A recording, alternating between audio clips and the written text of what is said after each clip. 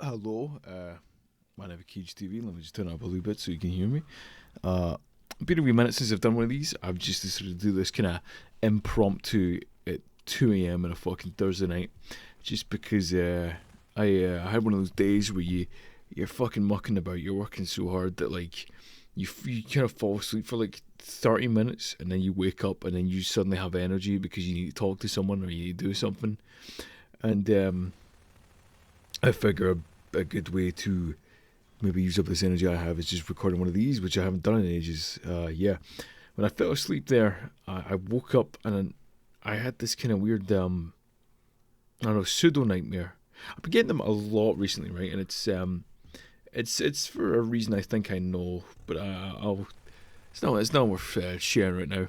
And the thing is, right, I made a noise when I woke up. I went, I was it was like a fucking movie. I went, I was freaked out, and I don't really make noises. I force them out, for like bits and funnies. When I'm doing a voice, when I'm exaggerating things, because I make cartoons and everything about cartoons is exaggerated, right? And I just did that naturally. It was just pure emotion when I woke up. I went, I was freaked the fuck out.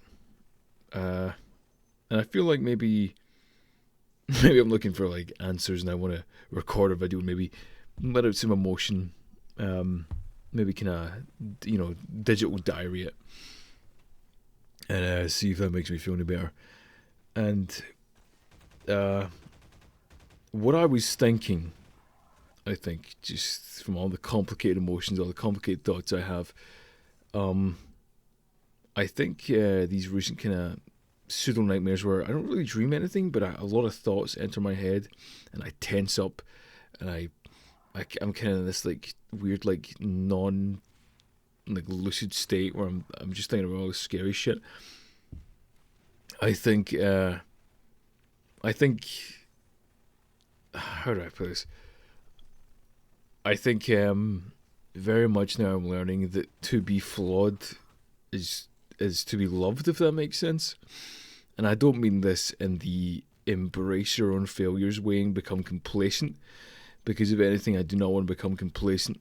I feel like some of my biggest failings are becoming complacent over the years with things big and small.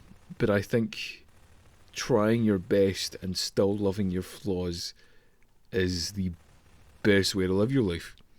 At least that's what I've experienced so far in my 22 years in this air, my 20 years in the can. And I mean this in the way of anything imaginable, really. You see me talk all this shit about Transformers toys who are old and covered in dust and no one's bought them and they're still lying there boxed. And I laugh at the flaws, and I say I love them, and I gas up this product that was probably made by someone underpaid in a factory miles and miles away from me in a different continent. That's a different conversation.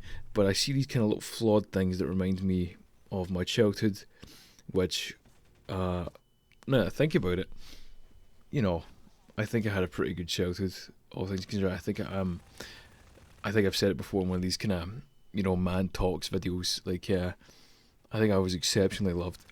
But when I think about my childhood, I think about how school fucking sucked, how a lot of the telly, the kind of media that influenced the media I make, the kind of humour I have, a lot of it was fucking mental and like a dog shit budget.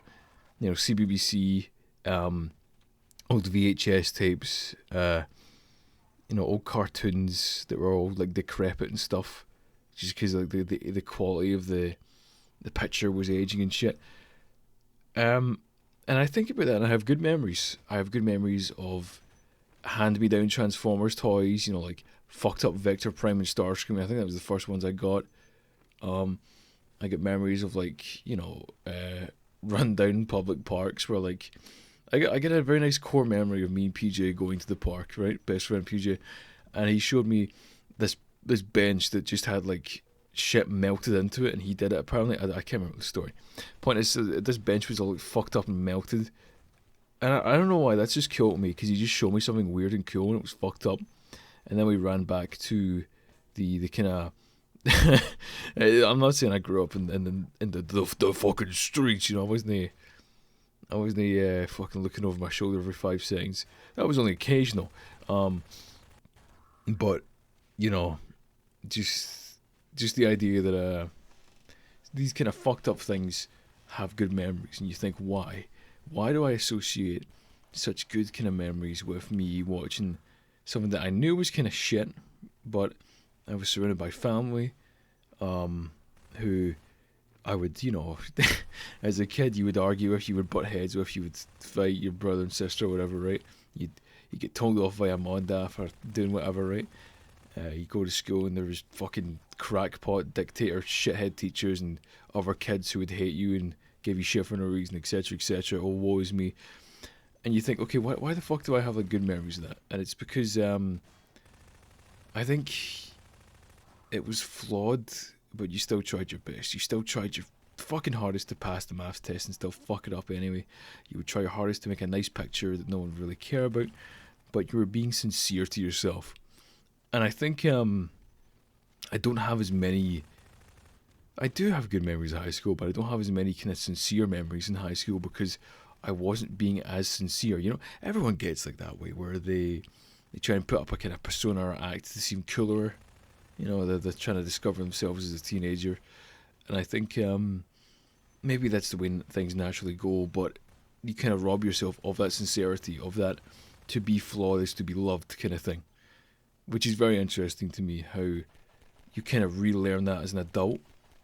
Maybe not everyone goes through this experience, but I feel like a lot of people do, and I think a lot of times actually I would maybe kind of clash with my friends in high school because I was a bit more sincere than usual. Uh, and I would have to learn to kind of adapt and like say things. Because when I was upset in high school, I didn't just say like, "Oh, this is gay." I'd be like, "God, I fucking hate high school. I'm absolutely," There was times where I was just like miserable there, right? And same with primary school. I got a few nasty things to say about the education system, obviously, but like I'd kind of vocalize it, right? And everyone would say like, "Stop being fucking edgy, shut up, blah blah blah." Kind of just move on, right? Maybe they just don't want to have me complaining in their ear. But I think to kind of acknowledge the fact that things are flawed is part of that sincerity. I'm very much ad libbing this. I'm kind of just saying my thoughts out loud. So this might, as always, this might not be the most coherent kind of thought process I'm blabbering out here. But I think I don't know. Maybe this is a little kind of urethra moment I've had where I'm just kind of maybe learning a little something, maybe I'm learning a little valuable lesson. I thought I'd share it with whoever the fuck wants to listen. Maybe listen back to it in maybe a couple of months, a couple of years, see if I was any right. But yeah, this idea that the kind of flawed sincerity, the charming, the kind of charming flawedness, that I think is easy to see in media. People say, "Oh, it's so bad, it's good," or "I don't care if it's bad, I still like this movie." I think that's the most apparent way to see it, but maybe in a more deeper level, less kind of, surface level, to see memories like this where, maybe you had a family pet who was a bit of a shithead or like a bit of a troublemaker, but you still loved them, or on a more sincere emotional level, it was a brother or sister, family member, etc., etc. I I had a lot of family members, who they do something silly, they do something stupid, and initially you're judgmental because you're supposed to look up to them. You're supposed to think, "Hey, you're the boss here. You tell me what to do when I'm a little babby. Why the fuck are you going against your own word? Why are you doing that, right?" Or if you hadn't made that choice, things would be a lot better, right? And as you get older, you just kind of understand these things. Maybe you don't. Maybe you don't understand it, but you still forgive.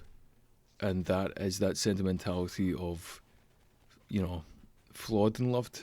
Uh, and obviously, I don't want to get too personal because fuck you, you don't know me. But I think I've had a lot of kind of epiphanies maybe in the past couple of months, past year, that, fucking, they did that wrong thing. Family and friends, they did that wrong thing. But if I, if I could still see them, or if I bumped into them today, I would still say I love you or something close to it. I've always loved that line, and my favorite song, Louis Armstrong, "What a Wonderful World." It's probably my favorite song, just because it's nice. It's nice, you know. And I don't need to elaborate. It's nice, and it makes me feel warm. Well, not warm. I don't want to overheat. Listen to a song, but it makes me feel a cool breeze while also feeling warm. If that makes sense. I've always loved that line where he goes. He sees friends in the street saying "How do you do," but they really mean "I love you."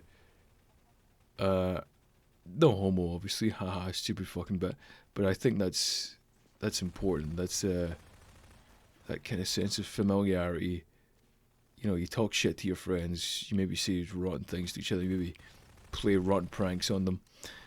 But despite everything, you know, even if your friend care pranks you or your friend does something fucking stupid, you know, you love them. You love your family.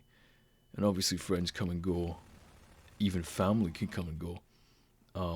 Depending on people's situations. I'm a lot luckier than a lot of people when it comes to family. But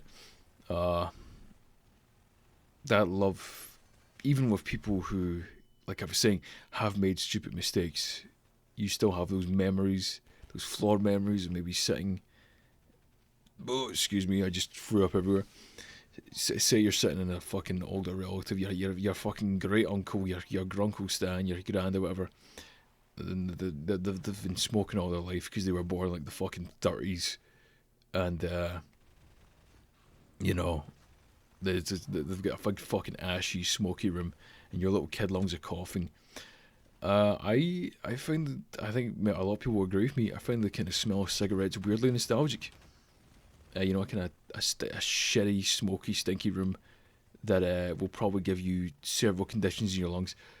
Part of me finds it nostalgic, even if you can never get the smell out your clothes, and it makes you fear for people who smoke.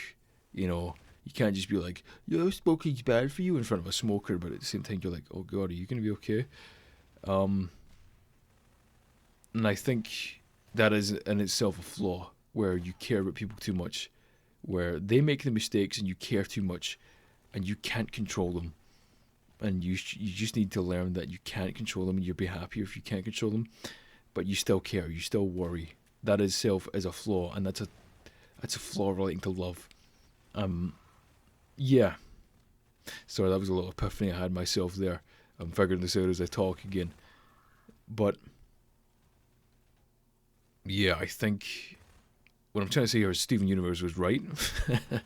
When people look at Steven Universe, they think, "Oh, just accept being kind of fucking rotten. Just you know, be complacent with your flaws." But all of those characters, maybe it's because I was just looking at this cartoon in a new light now that I'm older. I haven't watched it in ages, but looking back at that cartoon, I think I really appreciate the effort that went into it now. Because I watched it as it came out up until the end, and I thought it was all right. But I really do appreciate all of the kind of things that cartoon did, all the shit that happened behind the scenes. What a fucking achievement that was! Just showing that these characters who were flawed still did their best, and it got them places. And I think that's a very important lesson, especially in this world where you know, everything is kind of imperfect, everything is kind of fucked. Things are fucked, right? Especially with recent events that are older than you and me. Things are fucked. There's a legacy to just things being fucked, and it's affecting me. It's affecting you. It affected your great great grandparents. It will affect your children. Things are fucked, but there was always going to be that love that will be, I don't know, the love that will always be like the counterbalance to the flawed fuckness, if that makes sense. And I think you should phone one of your family members who you haven't spoken to in a while, or go visit them if you can do that. And you should laugh at a story where something went wrong, or you should laugh at a little quirk or something, and smile and tell them you love them. Yeah, do that for me. Do that for a stranger on the internet. Yeah, do me a favor. Yeah. I think that's where I want to leave off in this little stinky recording note, whatever. this was just very spur of the moment. But other than that, my name is Jonathan. My name is Jonathan Jojo Johnny John John, and I think I'm gonna do that. I think I'm gonna go see a lot of family member just again, right? Love you. Bye bye. Kisses.